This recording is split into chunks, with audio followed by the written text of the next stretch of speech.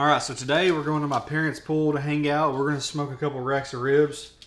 Let's show you how we do it. The first thing we're going to do is get rid of this membrane. Then we're going to take our favorite barbecue rub. For us, it's Meat Church's Honey Hog. We're going to cover that, and then we're going to go to the smoker. We've got the smoker set at about 225 degrees with some cherry wood. We're going to smoke these ribs for about 3 hours. We're going to get some aluminum foil and prepare the bed. We're going to take some butter, some brown sugar, and honey, and we're going to take the ribs and set them meat side down right on top of that. We're going to add the same thing on top, then we're going to wrap these up. We're going to throw those back on the smoker for about 2 hours. When that's almost finished, we're going to take a little bit of our favorite barbecue sauce. We're going to take the ribs out of the aluminum foil, put them back on the smoker. Then we're going to take this beautiful liquid that's been braising these ribs for the last 2 hours, mix that with our barbecue sauce, and create this glaze almost. And then we're going to glaze these ribs and leave them on there for 30 minutes to an hour to let it kind of set. And as you can see, these are fall off the bone tender. I know that's not what you want for competition, but this is my favorite way to cook these.